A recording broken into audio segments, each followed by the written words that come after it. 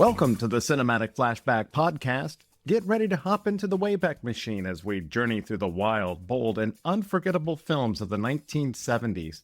Each episode will break down a classic movie or a forgotten gem by exploring the who's who of each film, diving into the premise and plot, and see how it performed then and now, and wrap things up with, did it groove through the decades or lose its beat? Today we are covering a true 70s masterpiece, 1974's Chinatown, starring Jack Nicholson, Faye Dunaway, and John Huston. I am Chuck Bryan, and joining me is my co-host Matt Sargent. Matt, you know what happened to nosy fellas? Want to guess? Oh, we know what happens to nosy fellas. They might just lose their nose. I'm excited to cover this movie because I actually saw this in a movie theater with my parents in 1974. You actually have been dropping little hints about that in different episodes. And I think even going all the way back to the French Connection, you had mentioned this film. So tell me a little bit about what you remember going to see it and how that was back then. So there's a little bit of a story. And if you know my family, it's funny. We have a very big family. And sometime before, and I think it might have been the French Connection or something, some other movie, my entire family, I'm second to the youngest, so my youngest sister and I didn't get to go to whatever movie it was. The whole family went. Cousins were visiting. It was like a party, and we got left out. And I was so salty about that. I complained about it bitterly for probably a year. When everybody decided they were going to go see Chinatown, I wormed my way into seeing this movie. Went to the movie theater, saw this movie. It clearly is not a movie that's probably appropriate for a 12 or 13-year-old. Wow. And my parents were sitting behind me, and in certain parts of the movie, my dad would reach over and cover my eyes. It was hilarious. You know, it was one of those things that was just funny. I was somewhat sophisticated kid, so the themes didn't really get past me. But in watching it again now as an adult, it's a completely different movie than what I experienced as a kid. And that's kind of an interesting thing, because I really haven't watched it end to end since way back when, until I watched it to prepare for this. And it's a completely different movie from what I remember. So I enjoyed it. We'll talk about that more. I was, as always in these old movies, I love seeing these cast members that you see in other things. And we're going to talk about that in a moment. I had never seen it. And, you know, that just blows my mind that I have been aware of this movie forever, but I had never sat down and watched it. And I cannot tell you why. I don't know if it was because I saw images of Jack Nicholson with his nose bandaged up and I didn't think that looked very good, or I just wasn't really sure what the movie was about, because it's called Chinatown. And here's a small spoiler. It has very little to do with Chinatown other than it being somewhat of a metaphor. Most of it takes place in different areas of Los Angeles. So I was gobsmacked as Walsh puts his arm around Jake and is leading him away. He says, "Forget it, Jake, it's Chinatown." I mean, my jaw is just on the floor, and I'm like, what did I just see here? And it's a 2-hour movie. Almost as soon as I finish, I turn to my wife and I'm like, "Come on over, let's watch it." And she's like, it's 10 o'clock. No, we're not. I'm not going to watch this film starting at 10. Before we get into it, let's go ahead and have a listen to the trailer for 1974's Chinatown.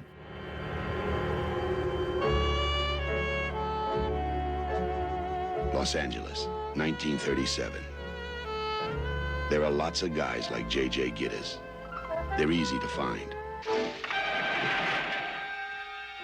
You do your job, and sometimes you find the answers to questions that should never be asked. Or you find out what happens to people who ask them. Hold it there, kitty cat.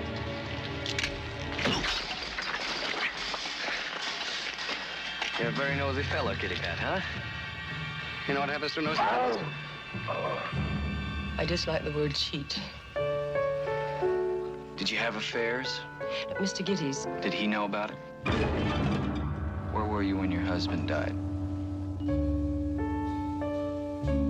You were seeing someone, too. For very long? I don't see anyone for very long, Mr. Giddy's. It's difficult for me. Mr. Giddens, you're dealing with a disturbed woman who just lost her husband. I don't want her taken advantage of.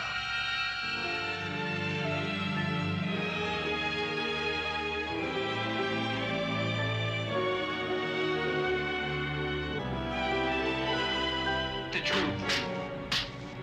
I said I want the truth.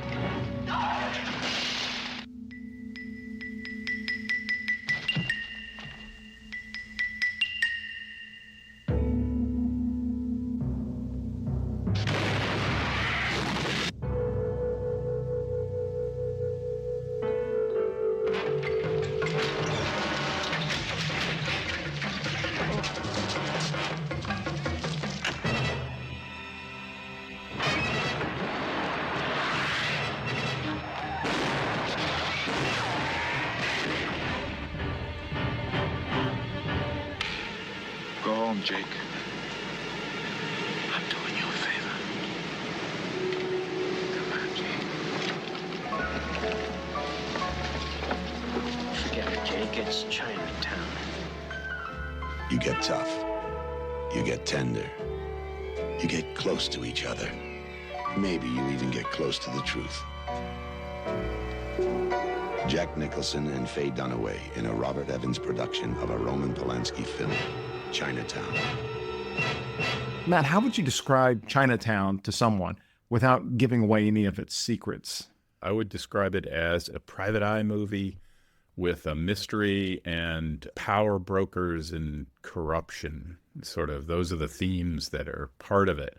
And I think in referencing the name Chinatown, there's kind of, when you watch the movie, you figure out that there's a whole thing that happened in Chinatown before this movie, and it's bad. It's so bad that he left the police force, and he's now a private eye. You're right about the cast. You have Jack Nicholson. You said he plays J.J. Gittes, or is it Gitz? I think it's Gittes, but they mispronounce his name through the movie here and there as a way of, introducing some scorn. Wow, Faye Dunaway. Yeah, crazy. What can you say about her in this film? She's absolutely beautiful and is amazing. She has a very troubling past, and the way she acts this character, that's clear there's a lot going on. She's a wonderful actress. She's also absolutely beautiful. She's just great. Her look in this film was inspired by Polanski's mother. She would have been the femme fatale in a classic noir movie. And I think during the movie, you see it several times that Jake Gittes is like, tell me the truth. And she never really tells the truth until she tells the truth. She gets him payment for his services, and he says, I think it's a little short. And she goes, oh, what? The money's not enough? He goes, oh, the money's fine. I think you're shortchanging me on what's really going on here. There's a great line by our next actor, John Huston, who says, you may think you know what's going on, but you really don't. And boy, that is like theme number one of this film. Nothing is what it seems. It's not that it wasn't there. It wasn't that if you were observant, you kind of would figure it out pretty quick. And then the large chess piece moves of water manipulation, these are all themes that have continued in California forever. So you see that part of it, but the interpersonal things that happen with the characters is where there's just a lot of depth. But I just can't say enough about Faye Dunaway and how she played that character. And some parts were pretty challenging, I think, in the movie. And I think you moved on to talking about John Huston. He really does a great job here for somebody who is a very famous director. He does a great job. It's a classic role. He plays it absolutely perfect. The guy with untold influence and power.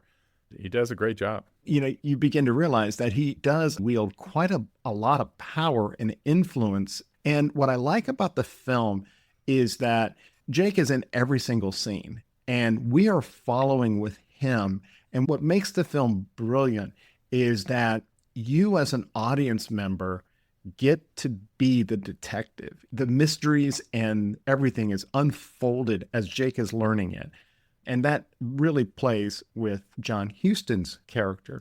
You mentioned that he was a director. He directed films such as Treasure of the Sierra Madre, The Asphalt Jungle, Key Largo with Bogart, one of my favorite films, The African Queen, and even Prizzi's Honors. So he's He's a well-established director, but for me, I know him best as the actor who provided the voice of Gandalf in the Rankin Bass animated version of The Hobbit and The Return of the King that was released way back in the 70s.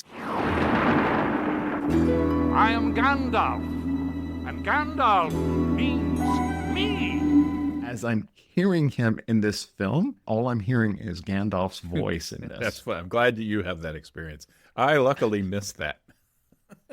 I'll say it right now. The cartoon Hobbit by Rankin Bass is so much better than what Peter Jackson put out. There's a point at which Gittes and John Huston are having a conversation about how rich the John Huston character is, Noah Cross. What do you need more for? He doesn't care about the money. He cares about the power. He cares about the influence. He cares about being on top. And it doesn't matter what he's doing. He would be that way, right? And he doesn't care about it. Next, we have some minor characters, and then I have familiar faces. I want to just reiterate, one of the funnest things about this whole podcast and going back and seeing these movies is seeing these characters played by actors that you then see, that you know from later performances. And it's awesome to see them in their maybe first roles or early career. So I love this part. Perry Lopez played Lou Escobar, who is a former colleague of Gittes. Ray Jensen plays Claude Mulvihill. Joe Mantell played Walsh. And then finally, Bruce Glover is Duffy. And Bruce Glover is the father of Crispin Glover. And if you are a fan of the Back to the Future series, Crispin Glover played Marty McFly's dad. So then we get into familiar faces. And I don't want to go to the first familiar face that you see. I want to go to the second familiar face. And it's actor James Hong. And he played Evelyn's butler. I think his name was Khan. You will recognize James as the maitre d' in the episode The Chinese Restaurant from the show Seinfeld. Yeah, I recognized him right away. I knew he was a familiar face. I just have the feeling that he's played a number of other roles because I recognize his face right away. Yes, I just got a call. I yell, Cartwright! Cartwright! Just like that. Nobody came up, I hang up. Too funny. Well, it's hilarious. It's a classic Seinfeldism. Who did you first notice in the opening scene?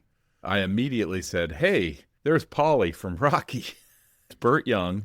And it's an early role for him, but he's so recognizable, and his voice inflection, the way he delivers lines is clearly it is him. He's the guy who gets the news delivered. You know, obviously it's a private eye, so he's following people's wives around, and he's getting delivered the news that his wife is being unfaithful. I believe that was the part where my dad reached over and covered my eyes. Covered your eyes right at the very beginning of the opening of the movie. I also John Hillerman. I was just going to say, John Hillerman is also one of my favorite actors because I was a big fan of Magnum P.I. It was one of my favorite shows in college. All my friends, we would get together on, I think it was Thursday night or Tuesday nights or whenever Magnum P.I. was on, and we would get together. It was like a goofy college thing. We would get together and watch Magnum P.I. And John Hillerman was always so great in that show. He played such a stiff, the counterpoint to Magnum's freewheeling goofiness, but John Hillerman played Jonathan Quayle Higgins the third. I don't think I ever really watched Magnum P.I. consistently. Oh, I love that show. I wanted to quickly go through the Star Trek connection. Yeah, you pulled this one out. I had no idea about these. I have to be honest. I have been going and looking at the actors and trying to cross-reference them to see if they have. It's like you're trying to do what is it, 3 Degrees of Bacon or whatever it is. How does everybody relate to Kevin Bacon? It's how are people related back to Perfect. Star Trek? I love it. So Perry Lopez, who was Escobar in this film, played in the episode Shore Leave, where he was Lieutenant Esteban Rodriguez. Roy Jensen played Cloud William in the Omega Glory episode. And finally, my favorite connection to Star Trek has to be composer Jerry Goldsmith, who wrote the music for Star Trek The Motion Picture. And as you may know, that theme was reused in Star Trek The Next Generation. And he also composed music for Star Trek V, Star Trek First Contact, Star Trek Insurrection, and Star Trek Nemesis. Earlier this year, I went on a episode of A Film By where we discussed the works of Jerry Goldsmith. And in that countdown, I had listed Chinatown as one of my favorite Goldsmith scores, even though I had not seen the movie. I love the music from the film. The original soundtrack was composed by Philip Lambro. While they were beginning to put it out into sneak previews, the consistent comment card that would come back is, great movie, love it, hate the music. That resulted in them completely pulling out Lambro's music and hiring Jerry Goldsmith to come in and score the film. So everything that you hear in this movie was written and completed in about 10 days. That's amazing. That's nuts.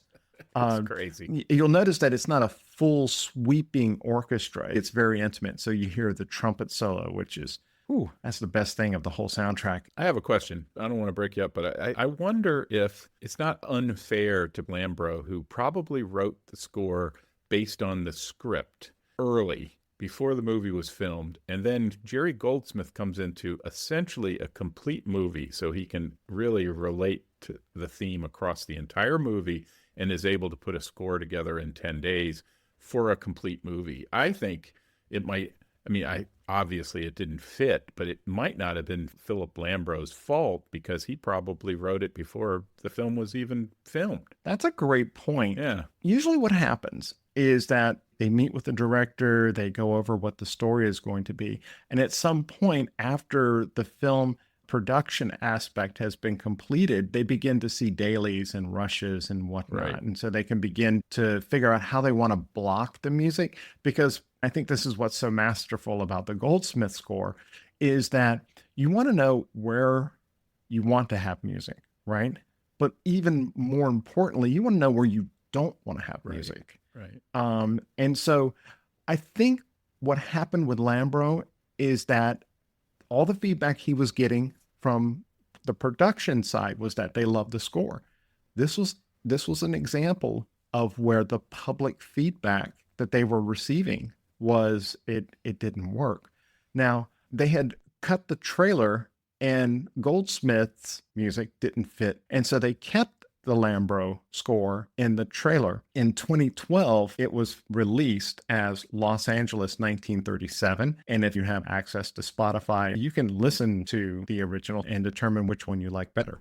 I just wonder about these things sometimes. You start with a theme of music and you've got it in your head. I think we've all had this experience where you don't want to stop and redo the whole thing. So you end up trying to improve it or patch it. And we see this in software development all the time. It's like, you know what, you need to just throw that out and start again. But you don't. You sort of put in fixes and patches. And it ends up being a bit of a disjointed monster. And probably I don't know if this is exactly what happened. Certainly the input of the people watching the movie, it did not jibe with what they were seeing. And so it was out. But it's one of those things that they listened to the people, and it was probably the smart thing to do because the music in the movie is pretty perfect. It was pretty brave for them at that late hour to remove the music. Yeah, it's a big deal. Because the feel of the film would be different. It would be so different. Let's talk about Robert Towne's screenplay. I love this point that you're going to make first, because my two favorite movies in the world are The Godfather and Casablanca. Oh, very nice. If anybody asks me what my favorite movie of all time is, it's Casablanca. And if they ask me, well, what ranks second with you? I would say, well, one of the most influential movies is The Godfather. And anybody I meet, I meet a lot of young people, at work and things like that. If they haven't seen The Godfather, I always look at them and say, well, go watch it and then we'll talk about movies.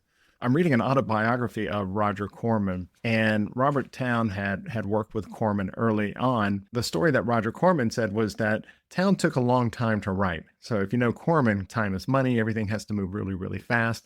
And so they would just lock him into a room and say, okay, he's writing and he will slide the pages underneath the door when he's ready. The screenplay for Chinatown is often considered a perfect screenplay. And to your point, the Writers Guild of America East lists Chinatown as number 3 on their 101 greatest screenplays.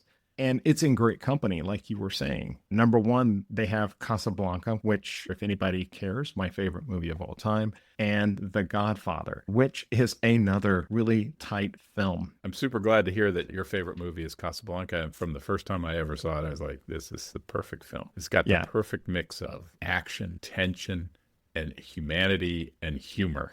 So anyway, let's talk about the quite controversial character of the director of this movie, Roman Polanski. To give a little bit of background about who Roman Polanski is, he started off his life as a young Polish boy, and his family was put into the Polish ghettos by the Nazis. His mother was deported to Auschwitz, and his father was deported to another camp. Roman had escaped and lived with different Catholic families, but this impacted him greatly. And you see that in his body of films. They often deal with themes of isolation, fear, and abuse of power. And he's often considered to be one of the greatest filmmakers of the 20th century. He's right there in the conversation with other directors such as Kubrick, Coppola, Bergman, and Fellini.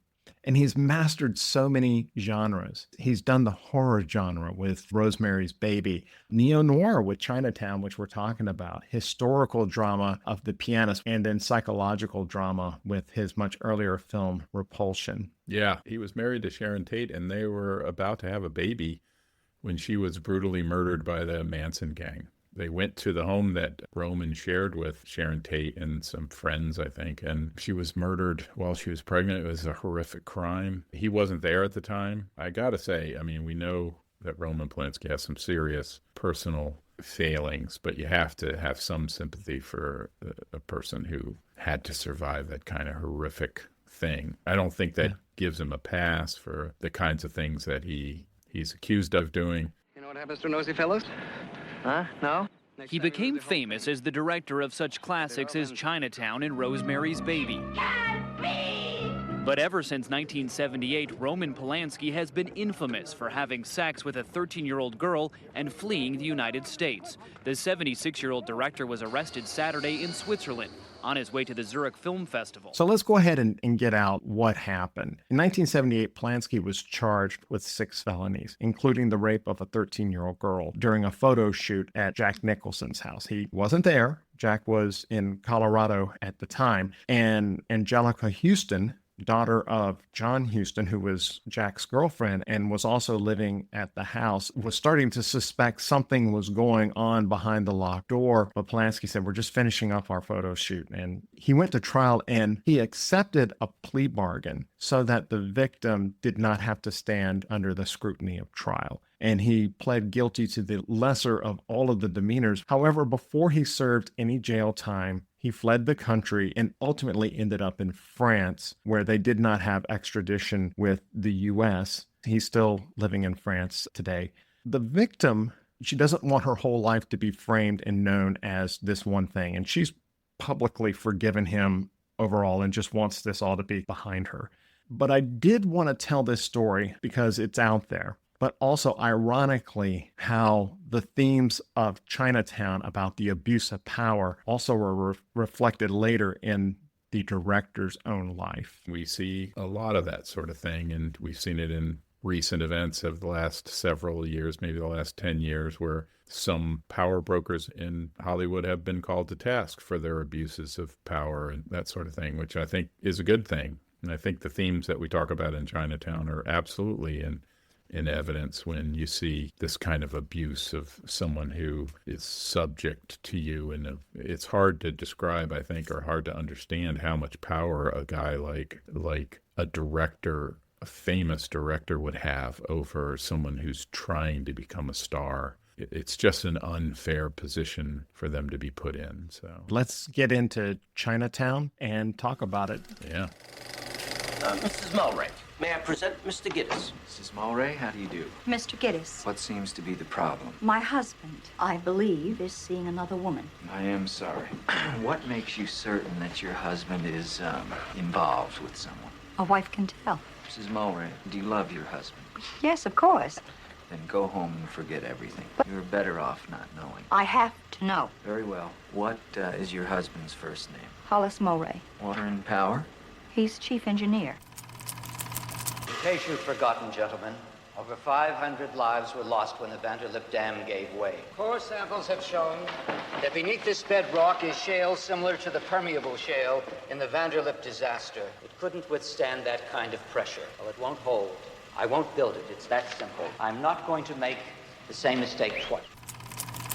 Mr. Gittys, Yes. do you know me? Well, I think I would have remembered. Have we ever met? Well, no. Never? Never. That's what I thought. You see, I'm Mrs. Evelyn Mulray. You know Mr. Mulray's wife? Not, that Mulray. Yes, Mr. Gittys, that Mulray. And since you agree with me that we've never met before, you must also agree with me that I've never hired you to do anything, certainly not spy on my husband. I see you like publicity, Mr. Gittys. Well, you're going to get it. Now, wait a minute, Mrs. Mulray. I think there's been some misunderstanding here. There's no point in getting tough with me. I don't get tough with anyone, Mr. Gittys. My lawyer does. Here's something for you, Mr. Gittys. I suppose we'll be hearing from your attorney. How'd you get past the guard? Well, to tell you the truth, I lied a little. What are you doing around here? I'm looking for somebody. Who? Hollis Mulray. You seen him? Yeah. I'd like to talk to him. You'd like to talk to him. You're welcome to try. There he is. Jake, what are you doing here? Nothing, Morty. It's my lunch hour. Thought I'd drop by and see who dropped dead lately. Yeah? Isn't this something? Middle of a drought and the water commissioner drowns. Only in L.A. Look, I do matrimonial work. It's my métier. When a wife tells me that she's happy that her husband is cheating on her, it runs contrary to my experience. That was a cool scene, and the best part about that scene is that you're following this along, and there's a red herring because you're following the guy around, and he's clearly investigating some weird thing that's happening with the water. What's happening with this? So that's what you're focused on. So when the real Evelyn Mulray walks in and delivers this, you're like, what? I didn't even, just totally like out of left field, you know, that it shocks you because you were sort of thinking about the other puzzle when this puzzle comes in, and then, oh my gosh, everything opens up. And then the lawsuits are handed to him and the little tiny lawyer, and they all walk out, which was a hilarious scene, in my opinion. And what I liked about the screenplay is that as Jake is following Hollis, he starts off at a council meeting where they're looking to post a bond to build a dam. And they ask the water department, what do they think? Hollis gets up and says, hey, look, I built this dam once before and it failed and people died. I am not going to build this one. And he's out of there. Jake tails him and he goes to all these different places. Like there's a dried up waterbed and he speaks to some kid on the horse. And then he goes to the ocean front. And you're absolutely right. You're wondering, well, is he doing anything at all? Yeah. The movie opens with the first client, you know, Curly, getting the news that his wife has been unfaithful, and the pictures are very revealing. Now, the pictures he gets of Hollis and the young girl are, you know, somebody on a rowboat, but it's not clear that there's any kind of relationship that way, at least not a... Jake is realizing, I have been set up. I think you better come with me. But why? There's nothing more to say. Will you get my car, please? Okay, go home. But in case you're interested, your husband was murdered. Somebody has been dumping thousands of tons of water from the city's reservoirs, and we're supposed to be in the middle of a drought. He found out about it, and he was killed.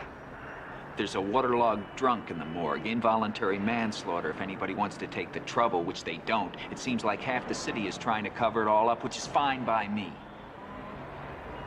But Mrs. Mulray near lost my nose, and I like it. I like breathing through it. And I still think that you're hiding something.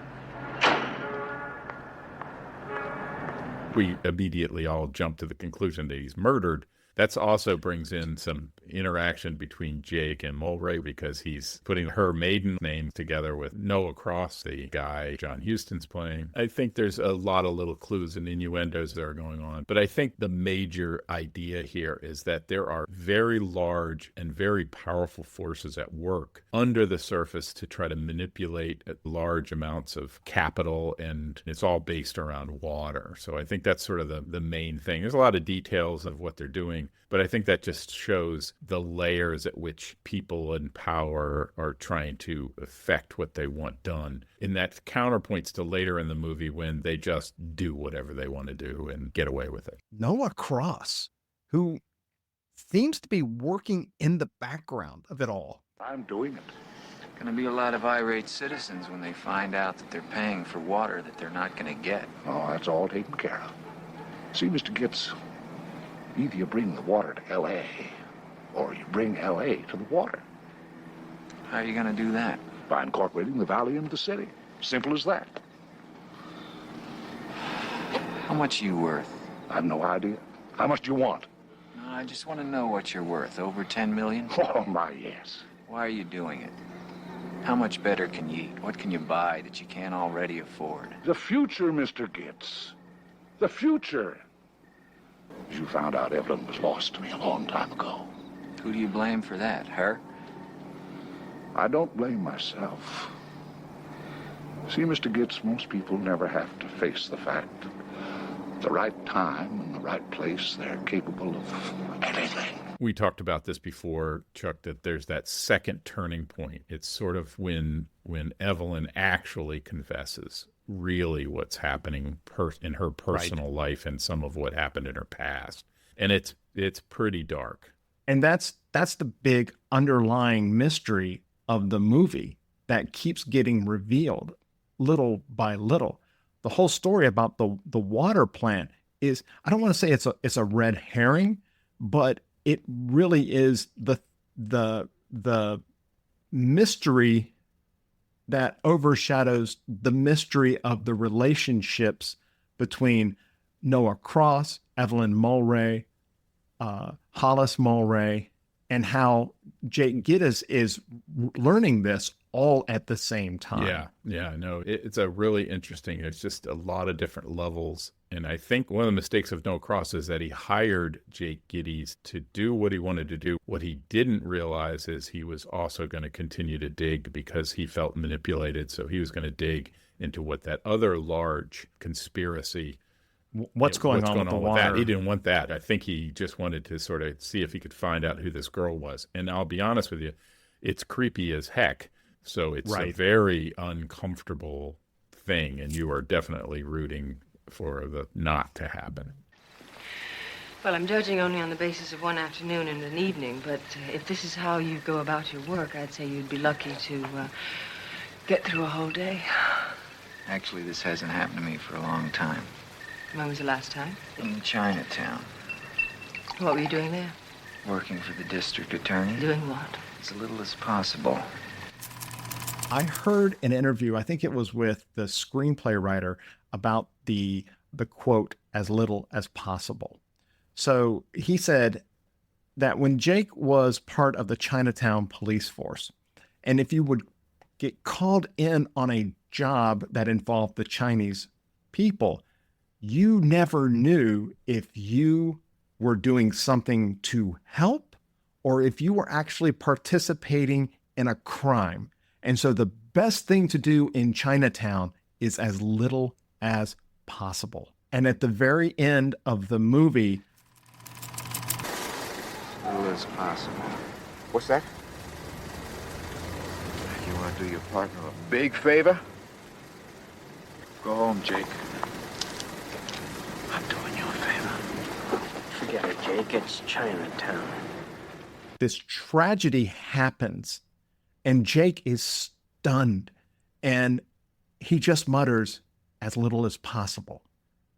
And the film begins to end and he's just in a daze. And that's when Walsh puts his arm around him and says, forget it, Jake. It's Chinatown. And the movie ends. Yeah. It was an amazing ending. Whew. Wow. I tell you, and I said it up at the top, I was gobsmacked when the ending happened. Yeah. I will say, as we talk about the ending, they lead you down the garden path because you think this Jake Gittes, he's a smart cookie. He's manipulated the police a little bit. He's gotten away from the police. He's set his associates ahead of time to this address in Chinatown. Mm-hmm. He's sent Curly to the address in Chinatown. So all of this is coming together, and you believe, at least I believed, even seeing it the second time, I thought so too. I believed he had it all arranged. And then you come to find out that it just all falls apart. And he didn't have anything arranged. And unfortunately, his police buddies they don't really understand the situation and they're not listening. I don't think they were complicit, to be honest with you. Basically, they didn't know that they were messing this whole thing up. And then, unfortunately, they also took a precipitous action and then even worse. So you think that's the worst thing in the world. And then the absolute worst thing happens in the world. And that is the end of the movie. And you're just like, oh my God, it couldn't have gone worse. I tell you, that was one heck of an ending that I did not see coming. But let me tell you, I always try to watch these films twice. And watching it the second time, now knowing what the real story was, you can see in Evelyn's reactions to questions from Jake when she will get angry or frustrated or agitated about talking about her father or of other things. You see it. Yeah, no, it's even though the first time you had no like idea what was watching The happening. Sixth Sense over again, right?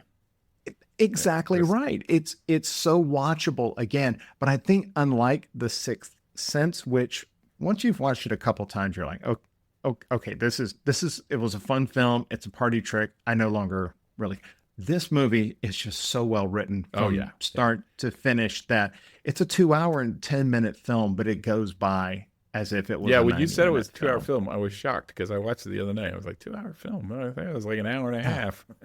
Because it's so engaging and the pace is all set up. Yeah. It's such a remarkable ending, such a remarkable sort of bringing everything in and wrapping it up. Before we see if this movie grooves or not, did you have anything else left that you wanted to add? Yeah, this movie is famous because the main character, Jake, gets his nose sliced by a stiletto, by a heavy in the movie. And if you look at that event, happens when he's sort of sticking his nose in where it doesn't belong, as we talked about when we opened, and he gets a very bad cut on his nose. But what the interesting part about this thing is if you watch the size of the bandage, it's huge when he first gets it and he doesn't know about what's happening.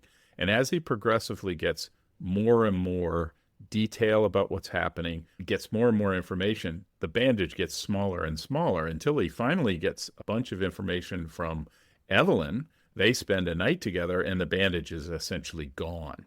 And he now knows kind of the core truth. So it's like that bandage reflects the uncovering of what's going on. And it's a lot of comic relief because he's got a giant white bandage on his nose. Did you know that the actor who cut his nose was director Roman Polanski? Yes, I did know that. That's funny. He appeared in his own film. All right, let's ask the question.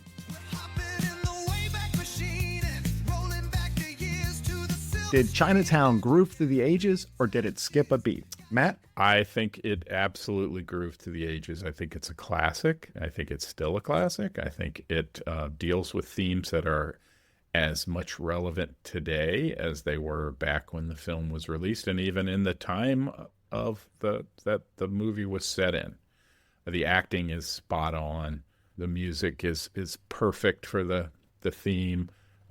You see some actors in earlier roles, and it has a lot of historical significance. So, yeah, with 100%, it grooved through the ages. For me, Chinatown 100% grooves. I mean, it blew me away. I cannot believe that I have waited this long to watch the film. And I'm stunned that we're just talking about it today, and I have never seen this film. I could wrap up the whole message of the film in that line as little as possible because it's not just advice that's being given. The deeper that Jake digs, the more powerless he becomes. It's kind of the point of the film. Forget it, Jake. It's Chinatown. So, man, it grooves. And believe me, it hits just as hard today because I was gobsmacked. Wonderful. One of my longtime friends, Jay Kirk, has been a fan of this film for forever. And I reached out to him and asked him if he would mind recording whether this film grooves for him or not. Let's hear what he said. Chinatown. Did it groove or did it skip a beat? I'm James Kirk.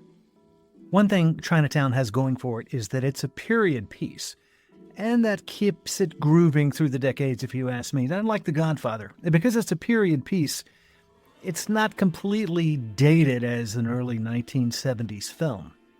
There are a couple of other very big reasons why I think this film continues to groove even into the 21st century. Robert Towne, his screenplay, that is considered one of the finest screenplays ever written for an English language film.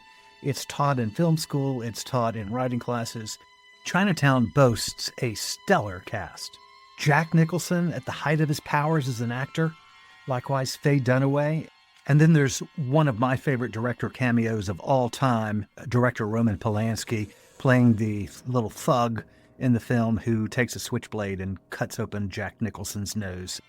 Polanski, one of the best directors of the 20th century, he manages to hold this complicated script together, pull out brilliant performances from a stellar cast, and layers the film with stunning production design and a mood, a neo-noir mood that just permeates every scene of the film. And a final reason why this film continues to groove to this day, that it was the advent of the neo-noir motion picture. There were some great neo-noir films of the 1970s. Scorsese's Taxi Driver is a big one. Into the 80s, you had films like Blade Runner, Blue Velvet, and then in the 90s, Devil in a Blue Dress, and one of my favorites, L.A. Confidential. And then the 2000s, Drive, Zodiac, and David Lynch's Mulholland Drive. So I think one can easily argue that the advent of the neo-noir film can be traced back to Chinatown. Jay, thank you for sending that in. And if you'd like to send in your own thoughts on any of the films we have covered, let us know if it grooved or not. You may even hear it on an upcoming episode. So Matt, I think that wraps it up for us on Chinatown. Thank you for joining me once again. Always happy. We'd like to thank you for listening today. Let us know if you watched Chinatown and what you thought about it. You can do so by emailing us at podcast.cinematicflashback.com or leave a comment on our Facebook page, the Cinematic Flashback Podcast. You can find us on X. Our handle is at Back to 70s Movies. And please be sure to subscribe so you don't miss an episode. The best way you can share this show is to recommend us. We deeply appreciate the feedback that we have been receiving, so keep it coming. And we are trying to build this show and would deeply appreciate a review on the platform you are listening on. Please give us a 5-star review so we can reach more listeners. So join us next time as we take the Wayback Machine to the 70s to explore another film from that decade.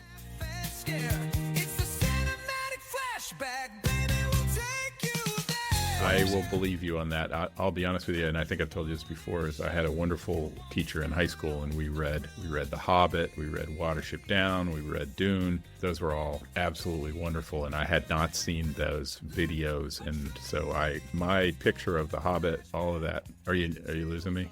No. Oh, I'm sorry. It's everything that's in your mind. Yeah. It's all in my mind. Yeah. It's not. So when I see it on any adaptation of it, I'm like, The one thing I will say about the adaptations that I always like when it comes to The Hobbit, there's so much language in there and words that in my head I was saying some word, and then when somebody actually says it in a movie, you're like, oh, that's how you pronounce it.